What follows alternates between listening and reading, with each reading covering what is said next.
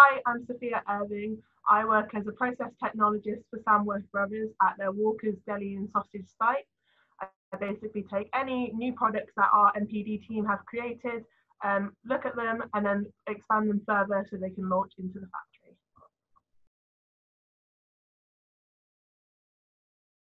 The reason I chose the food industry as an area of work was that it was such a wide, broad spectrum of jobs. So I could go into a job and have experience in loads of different categories. I wasn't stuck in the same job for my entire career. I could vary it and experience different areas of the whole timeline of manufacturing. That really appealed to me.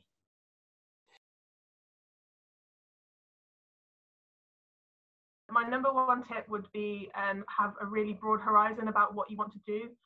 Don't just stick to a certain food category. Each food category has its own quirks, own interesting bits to it, but I wouldn't let that hold you to what job you go for. I would be as broad as possible and don't go for the product, go for what you do in the job more than that. So don't be scared by the meat industry or go for bakery because you really like baking. Be really open-minded about it.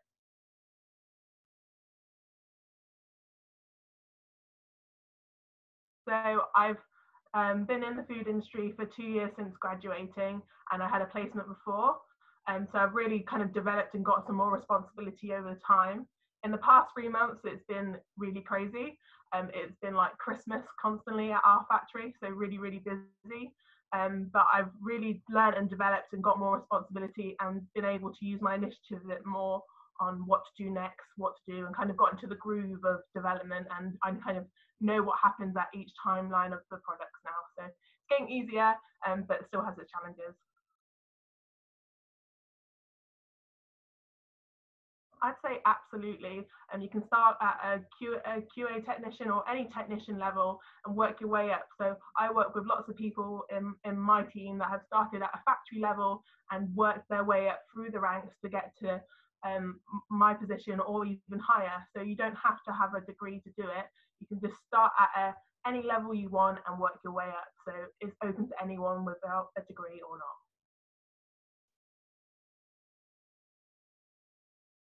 not. Okay, so my first tip would be again open minded about where you want to go. So don't just cut something off because you don't like the taste of that product or you don't like that particular food category. My second one would be don't always choose a job that you think you're going to really like. Maybe go for something different, and then you get a better understanding of the whole industry as a whole.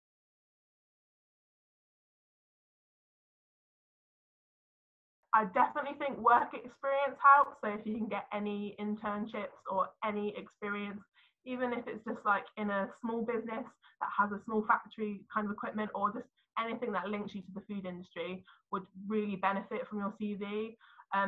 If you can't get that, just passion, showing your passion in an interview, showing you're passionate for food and the products that the company makes, making sure you convey that, and that will really help you even if you don't have experience.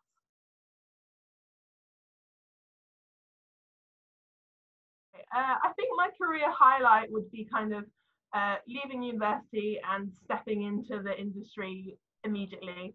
I started my job before I graduated and kind of immersed myself into the industry. And I don't think I'd be in the job I'm in if I hadn't done that. It's really helped me kind of just stepping in, going for it, and not looking back and kind of immersing myself in the industry.